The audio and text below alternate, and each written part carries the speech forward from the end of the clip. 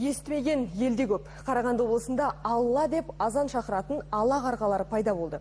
Қарқаралы ауданындағы Егінді бұлақ ауылында Алла деп сөйлейтін құс бар дегенге алғашында ешкім сенбеген. Қарғаның сөйлегенін Леонтий есімді орыс жігіті 2007 жылдың 22 наурыз күні аңғарыпты. Жас баланың дауысы екен деп ойлаған ол, жақындай келе құс екенін көріп аң-таң болған. Бұл бейне көріністі жергілікті тұрғын Манаш Рамазанов ұялы телефонға түсіріп алыпты. Куәгерлер таң рауанда батып келе жатқанда Алла деп азан шақырған құстың дауысы тұнық ауада шартарапқа жақсы естілетінін айтады. Ал мынау жергілікті бейне оператор Ерно Төлегеновтің биыл жазда тұман күні камераға түсіріп алған көрінісі.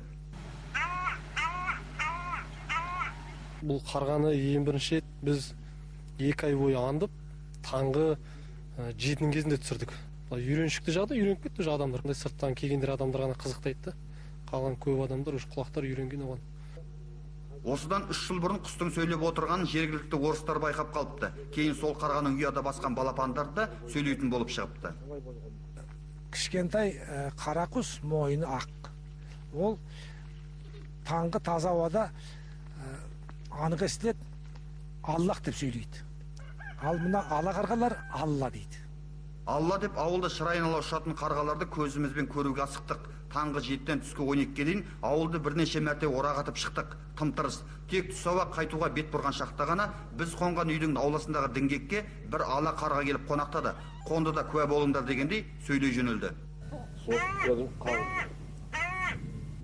Аллалап, 3 рет аллалайды да, сосын кәдімгі қарғаның дауысы қарқылдайды. Дауысын естіген кезде балаларымды түгел немерелерімді алып шығам. Көріңдер деп. Соны ол қанатын қақпайды. Топшысын көтеріп, басын бұлай иіп тұрып, 3 рет Аллаға қайталайды. Балқантаудың баурайындағы бұйығы ауылда осындай құбылыс бар. Бұл ауыл тарихта Қаздауысты Қазыбек бидің есімімен де тікелей байланысты. Қаздауысты Қазыбек бидің жаз жайлауы, қыс қыстауы осы Егінді бұлақ өңірінде болған. Сондықтан би атаға алғаш рет ескерткіш осы Егінді бұлақта орнатылды. Бір ғажабы осы ескерткіштің төбесіне құс қонбайды, құс саңғымайды. Бұл да бір тылсым құпия дейді ауыл тұрғындары. Нұрлан Амал, Бекзат Сәбитұлы, ұлттық арна, Қарағанды облысынан.